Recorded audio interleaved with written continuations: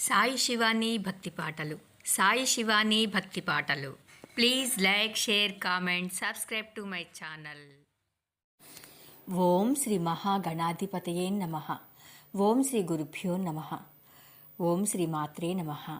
దేవి భాగవతంలో ఈరోజు సుగ్రీవాసుర దౌత్యం అంబికా సందేశం గురించి తెలుసుకుందాము. మధురంగా మధురాక్షరంగా చండముండులు చెప్పిన వార్తా విశేషాన్ని కులాసాగా ఆలకించాడు శుంభుడు. ముఖం వికసించింది. సన్నిధిలో ఉన్న సుగ్రీవుణ్ణి ఆజ్ఞాపించాడు. నర్మసచివ, సుగ్రీవ దానవ, దౌత్యం నిర్వహించవయ్యా. నువ్వు విచక్షణుడివి, నిపుణుడివి. కార్యం సాధించుకురా. అక్కడికి వెళ్ళి ఏది చెప్పాలో ఎలా చెప్పాలో అలా చెప్పి ఆ కృశోదరి తనంతా తానుగా ఇక్కడికి వచ్చేట్టు చెయ్యి. నీకు తెలుసుగా, అబలామణుల దగ్గర భేద దండోపాయాలు పనికిరావని, కేవలం సామధానాలే ఉపయోగించాలని శృంగార కోవిదులు చెబుతున్నారు. భేదోపాయం వల్ల రసాభాసం, దండోపాయం వల్ల రసభంగమును. అంచేత అవి సుతరాము పనికిరావు. నీ వంటి నేర్పరులు పూనుకుని సామదానాలను మధుర వాక్యాలతో మిళాయిస్తే వశం కాని కామినీమణి ఉంటుందా? జయోస్తు, వెళ్ళిరా అని చెప్పి పంపించాడు. దానవ సుగ్రీవుడు ఆ ఉద్యానవనం చేరుకున్నాడు. సింహవాహనం మీద మూర్తీభవించిన సౌందర్య రాశిని చూశాడు. సరాసరి వెళ్లి సాష్టాంగపడ్డాడు. సుకుమారంగా మధురాతి మధురంగా సంభాషించాడు. సుందర వదనారవిందా, శుంభుడనే దానవ చక్రవర్తిని గురించి ఎప్పుడైనా విన్నావా? సర్వాంగ సుందరుడు, ముల్లోకాలకు అధిపతి, ఇంద్రాది దిక్పాలకులనందరినీ జయించిన సూర్యుడు వీరుడును. ఆ మహారాజు పంపితే నేనిలా నీ దగ్గరికి వచ్చాను. నీ రూప సౌందర్యం గురించి ఆ మహాత్ముడు ఇప్పుడే విన్నాడు. విన్నప్పటి నుంచి మనస్సంతా నీకే అర్పించి మదనపడిపోతున్నాడు. ప్రేమపూర్వకంగా మా దానవ చక్రవర్తి చెప్పమన్న ఒకే ఒక్క మాట చెబుతున్నాను, ఆలకించు. నీకు సాష్టాంగపడి మరీ చెబుతున్నాడు సుమా, గ్రహించుకో. సుందరి, నేను త్రిలోకాధిపతిని. యజ్ఞ భాగాలను నేనే స్వీకరిస్తున్నాను. స్వర్గలోక సారాన్నంతటినీ ఇక్కడ ఈ పాతాళంలో కూర్చునే హరించాను. రత్న విహీనను చేసేశాను. దేవతల దగ్గరున్న విలువేల వస్తువులనన్నింటినీ బలాత్కారంగా అపహరించి తెచ్చాను. ముల్లోకాలలోనూ సర్వరత్నాలకు నేనే అధిపతిని. దేవ దానవ మానవ జాతులన్నీ నా చెప్పుచేతల్లో ఉన్నాయి. ఇంతటి మహావీరునైనా నీ సౌందర్యాది గుణాలను విని ఆకర్షితుడనై నీకు దాసుణ్ణి అయ్యాను. ఏం చెయ్యమంటావు చెప్పు? నా మనస్సు నీ అధీనమైపోయింది. రంభోరు, ఆజ్ఞాపించు. నీ సేవకుణ్ణి నేను. నువ్వు ఏది చెయ్యమంటే అది చేస్తాను. అందాల రాసి మన్మధుడి బాణాల నుంచి నన్ను కాపాడు. వాలుచూపుల చిన్నదానా, ఈ మన్మధార్తుడి మీద కాసింత దయ చూపించు. నన్ను వరించి నీ ఇచ్చ వచ్చినట్లు క్రీడించు. సదా సౌభాగ్యవతివై వర్ధిల్లు. ఓ మదమంధరా, ఇది మా ప్రభు సందేశం. విన్నావుగా? జాగ్రత్తగా ఆలోచించి ప్రేమగా మధురంగా ఏం చెబుతావో అది చెప్పు. అది యథాతథంగా తీసుకువెళ్లి విన్నవిస్తానని ప్రసంగం ముగించాడు సుగ్రీవుడు. అంబిక ముఖం మీద ఒక లేత చిరునవ్వు విరిసింది. సౌమ్యంగా బదులు పలికింది. దానవదూత, శుంభుడినే కాదు, నిశుంభుడిని కూడా నేనెరుగుదును. మహాబలశాలులు కదా. నీ ప్రభువు సకల దేవతలను జయించాడు. సకల శత్రువులను హరించాడు. సర్వ సద్గుణాలకు రాసి, సర్వ సంపదలకు భోక్త, మహాదాత, సూరాధినేత. ఇక రూపంలో అచ్చం మన్మధుడేనట. 23 లక్షణాలు ఉన్నాయట. పైగా దేవ మానవ పురుష జాతులకు అవధ్యుడు కూడానట. అవునా? ఇవన్నీ తెలిసే అంతటి మహాసురుణ్ణి ఒకసారి కళ్ళారా చూద్దామనిపించి ఇలా వచ్చాను. నా అంతట నేనే వచ్చాను. రావద్దు? రత్నం తన శోభను పెంచుకోవడానికి బంగారాన్ని వెతుక్కుంటూ వస్తుంది కదా. జ్ఞాత్వా సమాగత స్మృత్ర ద్రష్టుకామా మహాసురం రత్నం కనకమాయాతి స్వశోభాధిక నృద్యే. సుగ్రీవా, నేను వరాన్వేషణలో బయలుదేరాను. చాలా దూరం నుంచి వచ్చాను. స్వర్గంలో దేవతలనందరినీ చూశాను. భూలోకంలో మానవ మహావీరులను చూశాను. గంధర్వ, యక్ష, రాక్షస జాతుల వారినందరినీ అవలోకించాను.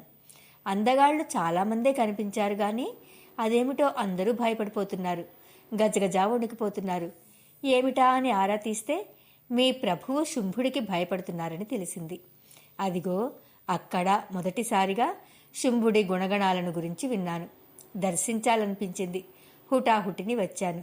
దూత, మహానుభావ, వెళ్ళు, మీ ప్రభువుకు చెప్పు, ఎవరూ లేనప్పుడు ఏకాంతంగా మృదు మధురంగా నా సందేశం వినిపించు.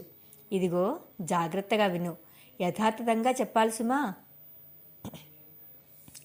వీరతాగుణ సమారంభ శుంభ, బలవంతులలోకెల్లా బలవంతుడవని, సుందరులలోకెల్లా సుందరుడవని విన్నాను.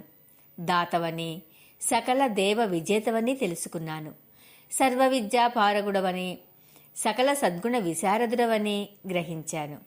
ఉన్నత వంశంలో జన్మించావని, దక్షతతో రాజ్యం నిర్మించావని ఆలకించాను.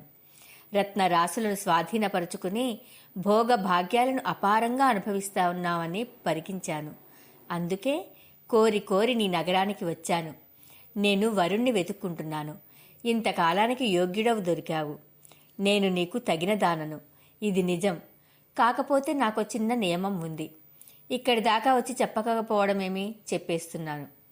చిన్నప్పుడు బాల్య చాపల్యం కొద్దీ నేనొక ప్రతిజ్ఞ చేశాను. చెలికత్తెలందరూ నన్ను, నా బలాన్ని ప్రశంసిస్తుంటే ఉబలాటం ఉండబట్టలేక రహస్యంగా ప్రతిజ్ఞ చేశాను. ఏమిటంటే అది, నాతో బలపరాక్రమాలలో సాటి వచ్చేవాడై రణరంగంలో నన్ను జయించిన వాడినే నేను పెళ్లాడతాను అని. ఆడపిల్లను గదా, అదొక చాపల్యం. ఈ ప్రతిజ్ఞకు నా చెలికత్తెలందరూ పరిహసించారు, ఆట పట్టించారు. దానితో నాకు పట్టుదల పెరిగి ప్రతిజ్ఞకు మరింత కట్టుబడిపోయాను. వరాన్వేషణలో ఆ దేశము ఈ దేశము తిరుగుతూ ఇక్కడికి వచ్చాను. నువ్వు మహావీరుడివి, మహాసూరుడివి, మహాబలశాలివి. నా బలమంటావా? ఇదిగో ఈ పాటిది. తెలుసుకునే ఉంటావు. అంచేత ఇలా వచ్చి స్వబలంతో నన్ను జయించి నా కోరిక తీర్చు. నువ్వు ఒక్కడివే వచ్చినా సరే, తమ్ముడు నిశుంభుడితో కలిసి వచ్చినా సరే, సమరంలో జయించి సుందరా నన్ను వివాహం చేసుకో అన్నది. అంబికా సందేశాన్ని ఆలకించిన సుగ్రీవుడు ఆశ్చర్యపోయాడు. ఎంత తెలివి తక్కువ దానివే అన్నట్టు ఒక నవ్వు నవ్వాడు. అమ్మాయి, ఏం మాట్లాడుతున్నావో తెలిసే మాట్లాడుతున్నావా? ఏమిటి ఈ సాహసం? ఆడదానివి అనిపించుకున్నావు. ఇంద్రాది దేవతలను ఓడించిన చండ శాసనుడితో నీకు సమరమా? తలపడతావా? అతన్ని జయించగలిగిన నాడు ఈ ముల్లోకాలలోనే లేడు. జయించగలిగిన వాడు ఈ ముల్లోకాలలోనే లేడు. ఇక నువ్వా? సుందరి, బలాబలాలు తెలుసుకోకుండా ఇలా ఎవరు పడితే వారితో కయ్యానికి కాలు దువ్వకూడదు. సమరాలు గిమరాలు నీకెందుకు గాని, మా ప్రభువు ఏదో నీ మీద మనసు పడ్డాడు. అంగీకరించి వివాహం చేసుకో, సుఖపడు. మూర్ఖంగా పంతాలకి పోవద్దు. నా మాట విను.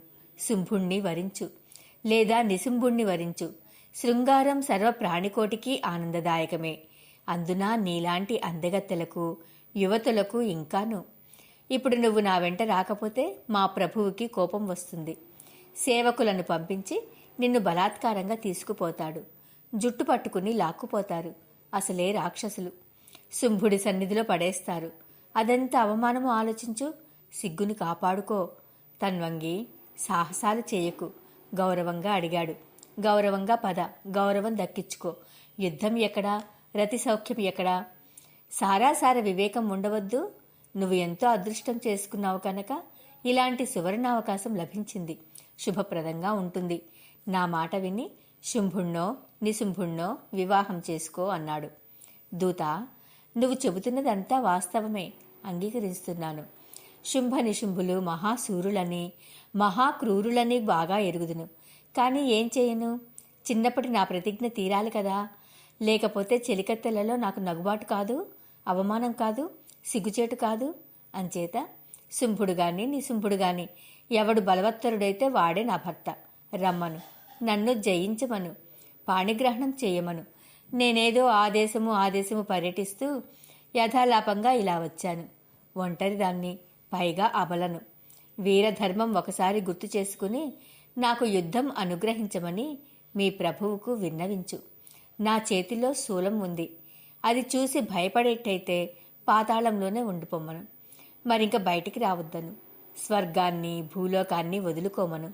సుగ్రీవా, నేను ఏమైపోతానో అనే బెంగ నీకెందుకు గాని, నువ్వు వెంటనే వెళ్ళి నేను చెప్పింది చెప్పినట్టు చెప్పు మీ ప్రభువుకి. అతడే ఆలోచించుకుంటాడు. ఏది యుక్తమనిపిస్తే అది చేస్తాడు. ఉన్నది ఉన్నట్టు చెప్పడమే కదా దూతగా నీ ధర్మం. అది చెయ్యి చాలు. మిగతా విషయాలు నీకు అనవసరం. వెళ్ళు, త్వరగా వెళ్ళు అన్నది. సుగ్రీవుడు మరింక నోరు మెదపలేదు. హుటాహుటిని శుంభుడిని చేరుకున్నాడు. సాష్టాంగపడి లేచాడు. ఎలా చెబితే ఏమి కోపం వస్తుందోనని సంశయిస్తూ ఉపోద్ఘాతంతో ప్రారంభించాడు. మహాప్రభు, సత్యము ప్రియకరము అయిన మాట చెప్పాలని పెద్దలంటారు. అందుకని ఆలోచిస్తున్నా. నిజానికి ఆ 2 లక్షణాలు కలిసున్న మాట దుర్లభం సుమా. అప్రియం చెబితే అది సత్యమే అయినా ప్రభువులకి కోపం వస్తుంది. పోనీ ప్రియమే చెబుతామంటే అది అసత్యమై ఆ తర్వాత పీకల మీదకి కొతేస్తుంది. ఈ అబల ఎవరో, ఎక్కడి నుండి వచ్చిందో, మరి ఆవిడిగారి బలం ఏమిటో నాకు ఏమాత్రమూ గోచరం కావడం లేదు. అంతా గందరగోళంగా ఉంది. వెళ్ళి చూశానా, యుద్ధమో యుద్ధమో అంటుంది. మహాగర్వంగా ఉంది. చాలా కటువుగా మాట్లాడుతోంది. అయినా నాకెందుకు బాబు, ఆవిడ చెప్పమన్నట్టు చెబుతున్నాను. మహాప్రభు ఆలకించు. నేను బాల్యంలో చెలికత్తెల ముందు వినోదం కోసం నా వివాహ విషయమై ఒక ప్రతిజ్ఞ చేశాను. ఎవడు నన్ను యుద్ధంలో జయించి నా గర్వాన్ని వదిలిస్తాడో ఆ సమబలుడునే నేను వివాహం చేసుకుంటానని. కాబట్టి నా ప్రతిన వృధా కాకుండా యుద్ధం చేసి నన్ను జయించి వివాహం చేసుకో అని నీకు విన్నవించమంది ప్రభు అంది ఆ సుందరాంగి. చెప్పేశాను, ఆ తర్వాత నీ ఇష్టం. ఆవిడ మాత్రం కయ్యానికి కాలు దూవుతోంది. త్రిశూలం ధరించి సింహ వాహనం మీద సిద్ధంగా ఉంది. బాగా ఆలోచించి ఏది యోగ్యమో అది చెయ్యి అన్నాడు. సుగ్రీవుడు జంకుతూనే విషయం విన్నవించాడు. శుంభుడు శ్రద్ధగా విన్నాడు. ప్రక్కనే కూర్చున్న నిశుంభుడి కేసి చూశాడు. సోదరా, కర్తవ్యం ఏమిటో ఆలోచించు. ఒక ఆడది కయ్యానికి రమ్మని కవ్విస్తోంది. నేను వెళ్ళనా, నువ్వు వెడతావా అన్నాడు. అగ్రజ, నువ్వు వద్దు, నేను వద్దు. ఈ మాత్రం ఆడతానితో యుద్ధానికి మనం కావాలా? ధూమ్రలోచనుడిని పంపించు, జయించి తీసుకువస్తాడు, వివాహం జరిపిస్తాడు అన్నాడు నిశుంభుడు. శుంభుడికి ఈ ఆలోచన నచ్చింది. మహాసైన్యంతో వెళ్లమని ధూమ్రలోచనుడిని ఆజ్ఞాపించాడు. ఆ సుందరాంగిని సంహరించకుండా పట్టితమ్మని మరీ చెప్పాడు. ఆవిడకు సహాయంగా ఏ దేవతలు వచ్చినా, ఏ మానవులు వచ్చినా సంహరించుకు. కూడా ఉన్న కాళికను మర్దించు. ఆవిడను మాత్రం సంహరించుకు. బంధించి తీసుకురా. ఆ సాధ్వి సుకుమారి, కృశోదరి, ప్రయత్నపూర్వకంగా రక్షణీయ. ఇది మాత్రం గుర్తుంచుకో అని చెప్పి పంపించాడు. అంబికా ధూమ్రలోచన సంవాదం. ధూమ్రలోచనుడు ప్రభువుకు ప్రదక్షిణం చేసి పాదాలకు నమస్కరించాడు. 60,000 మంది అసాధు రాక్షస సైన్యంతో బయలుదేరాడు. అందమైన ఉద్యానవనంలో విడిది చేసి సంగీతం పాడుకుంటున్న అంబికాదేవిని దర్శించాడు. ఆ మృగ శాభాక్షిని చూస్తూనే వినయంగా నమస్కరించాడు. దేవి, శుంభుడు నీ విరహంతో పరితపిస్తున్నాడు. నీతి తెలిసినవాడు కనుక ముందుగా దూతను పంపించాడు. రసభంగం పనికిరాదని సామోపాయం ప్రయోగించాడు. ఆ దూత నీ నుంచి తిరిగి వచ్చి ఏదేదో చెప్పాడు. మా ప్రభువు ఆశించిన దానికి భిన్నంగా ఉంది నీ సందేశం. అది విన్నాక మరీ చింతాకులుడయ్యాడు. నువ్వు రసమార్గం తెలిసిన దానివే కనుక చెబుతున్నాను. శుంభుడు కామమోహితుడై నిన్నే కలవరిస్తున్నాడు. బహుశా నువ్వు నర్మగర్భంగా చెప్పిన దానిని ఆ దూతగాడు సరిగ్గా అర్థం చేసుకోలేదేమో అనుకుంటున్నాను. ఎవడు నన్ను సంగ్రామంలో జయిస్తాడో ఆ సమబలుడినే అంటూ నువ్వు కఠినంగా పలికావుట కదా. 2 రకాల సంగ్రామాలుంటాయని వాడికి తెలియదు పాపం, అమాయకుడు. శర సంగ్రామం ఒకటి, స్మర సంగ్రామం ఒకటి. ఈ రెండోది నీ వంటి వామోరులతోనూ, ఆ మొదటిది శత్రువీరులతోనూ సముదాత్త సుందరంగా ఉంటాయి. ఒకటి సుఖప్రదము, ఒకటి దుఃఖప్రదమును. వరారోహ, నీలాంటి అందగత్తెల మనస్సును తెలుసుకోవడం అందరికీ సాధ్యమవుతుందా? మా ప్రభువు వంటి రసికులకే చెల్లు. అందుకే మహాసైన్యంతో నన్ను పంపించాడు. సగౌరవంగా తీసుకురమ్మన్నాడు. నీ స్మర సంగ్రామ వాంఛ తీరుస్తాడు. త్రిలోకాధిపతి అయిన శుంభుడికి పట్టమహిషివై మహాభోగాలను అనుభవించు. నువ్వు కోరుకున్న సంగ్రామంలో అతడు నిన్ను జయిస్తాడు. బాణ విద్యలోనే కాదు, పుష్ప బాణ విద్యలోనూ మంచి నేర్పరి.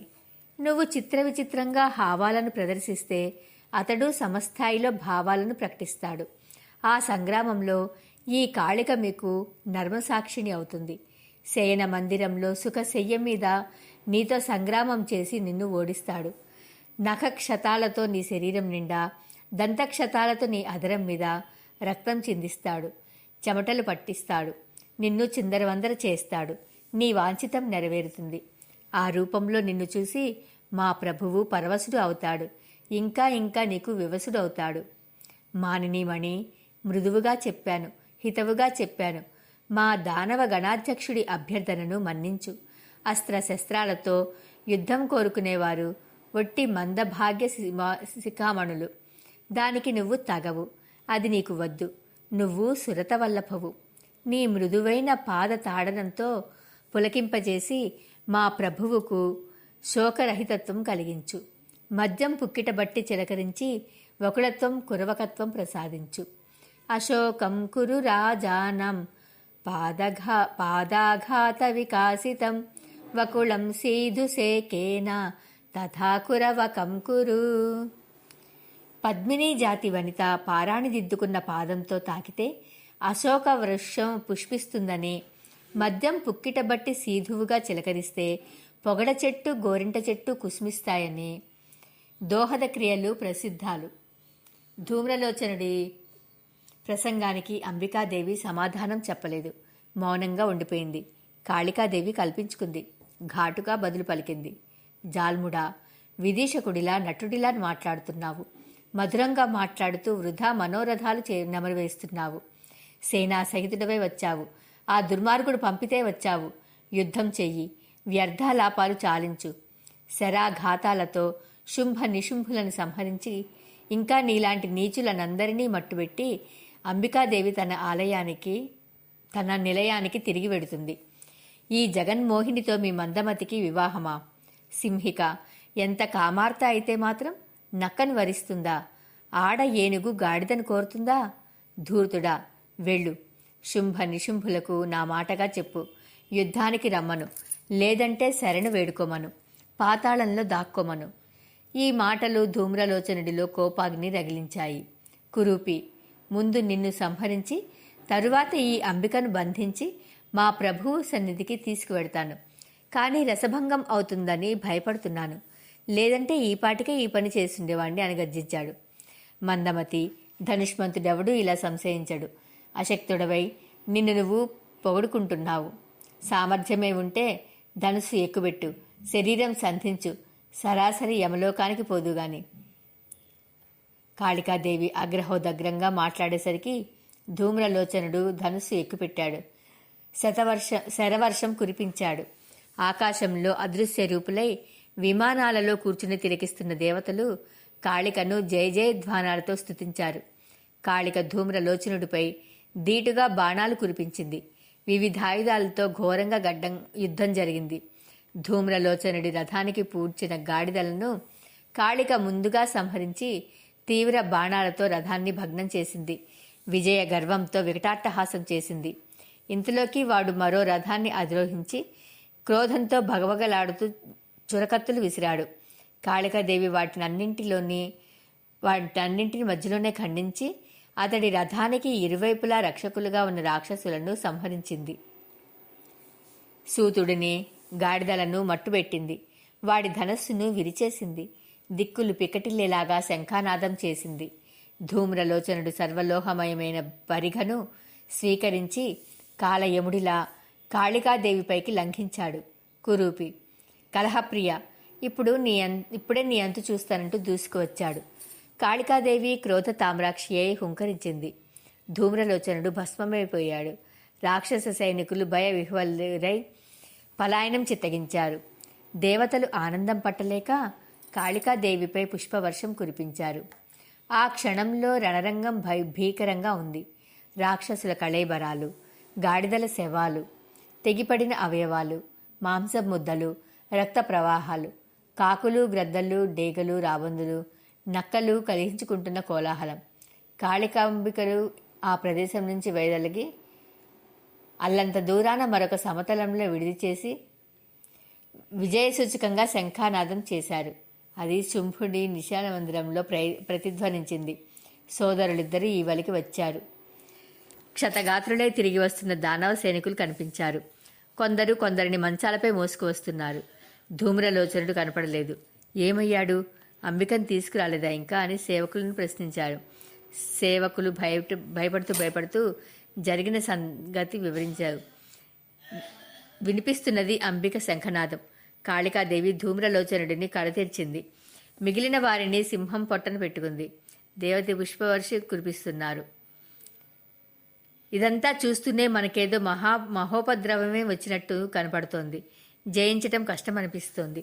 ప్రభు, మంత్రులతో చర్చించు. ఒంటరిగా వచ్చిన ఆడది ఇంత చేసిందంటే ఆశ్చర్యంగా ఉంది. ఏ సైన్యమూ లేదు, ఏ సహాయమూ లేదు. నిర్భయంగా నిలబడి యుద్ధం చేస్తోంది. మిమ్మల్ని కయ్యానికి రమ్మని కవ్విస్తోంది. సింహం మీద కూర్చోవడమో విడ్డూరంగా ఉంది. దానవనాథ, సంధి చేసుకోవడమో యుద్ధానికి దిగడమా? తేల్చుకోవాల్సిన సమయం ఆసన్నమైంది. బాగా ఆలోచించి మీ నిర్ణయం చెప్పండి. దాని ప్రకారం మా రాక్షస వీరులమందరము నడుచుకుంటాం. ఆవిడ దగ్గర సైన్యం లేదు, కానీ దేవతలంతా అటువైపు ఉన్నట్టే. సమయం వస్తే బయటపడతారు. సర్వారులు కూడా రంగంలోకి దిగుతారు. దిక్పాలకులు సేనా సమేతులై ఆకాశంలో అదృశ్య రూపాలతో సర్వసన్నద్ధంగా ఉన్నారని తెలిసింది. గంధర్వ కిన్నెర మానవ జాతులంతా అవసరాన్ని బట్టి నడుం బిగిస్తారు. మా బుద్ధికే ఇవన్నీ తెలుస్తాయి. కాళికాదేవిని చూస్తుంటే ఆవిడికి అసలు ఎవరి సహాయమూ అవసరం లేదనిపిస్తుంది. కేవల అహంకారంతో ధూమ్రలోచనుడిని భస్మం చేసింది. ఈ చరాచర జగత్తునంతటినీ చిటికెలో భస్మం చేయగలదు. మన దానవ సమూహం ఏపాటి? మహాప్రభు, నీకు కోపం వస్తే రావచ్చుగాక. నీ అనుయాయులుగా ఇది మా కర్తవ్యం. హితాన్ని సత్యాన్ని మితంగానైనా చెప్పడం మా ధర్మం. కనుక సాహసించి మనవి చేశాను. మీకు ఏది రుచిస్తే అది చెయ్యండి, ఆజ్ఞాపించండి. సేవకుల మాటలు శాంతంగానే ఆలకించాడు శుంభుడు. సోదరుని తీసుకుని రహస్య మందిరంలోకి ప్రవేశించాడు. తమ్ముడు ధూమ్రలోచనుడు మహావీరుడు. క్షణంలో బూడిదైపోయాడు. సైనికులు బుగ్గి అయిపోయారు. మదగర్వంతో ఆ మహాతల్లి శంఖనాదం చేస్తోంది. కాలగతి ఏ నిమిషానికి ఎలా మారుతుందో జ్ఞానులకైనా తెలియదు.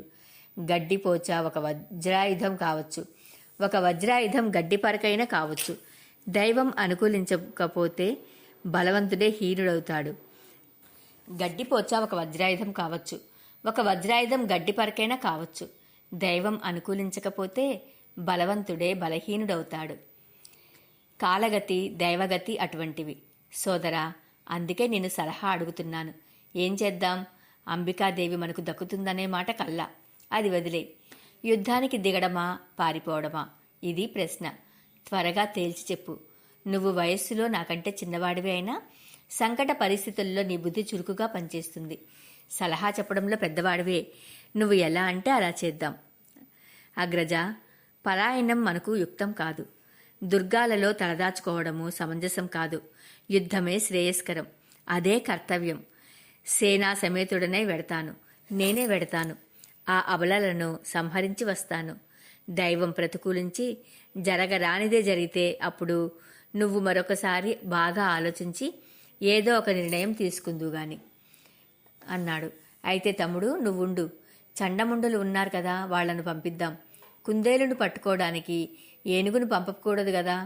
చండముండులు మహావీరులు. కాళికాంబ కళకు వీళ్ళు సరిపోతారు అన్నాడు. శశక గ్రహణ యాత్ర నయుక్తం గజమోచనం చండముండౌ మహావీరౌ తాం హంతుం సర్వథా క్షమౌ. సంభాషణ ముగించి శుంభ నిశుంభులు రహస్య మందిరం నుంచి యువతలకు వచ్చారు. వస్తూనే చండముండులను యుద్ధానికి వెళ్లమని ఆజ్ఞాపించారు. సర్వసేనా సమేతులై సర్వాయుధ సన్నద్ధులై తరలి వెళ్ళండి. మద గర్వితలైన ఆ సిగ్గులేని ఆడవాళ్లనిద్దరినీ సంహరించి రండి. ఎవరినీ ప్రాణాలతో పట్టి ఖండించి బయట తీసుకురావాల్సిన అవసరం లేదు. అలాంటి ప్రయత్నం ఏమీ చేయకండి. నిర్దాక్షిణ్యంగా మట్టుబెట్టి రండి. ఇదండి ఈ రోజున తెలుసుకున్నాము దేవి భాగవతంలో. ఇంకా రేపు చండముండ సంహారం గురించి తెలుసుకుందాము. ఓం శ్రీమాత్రే నమః.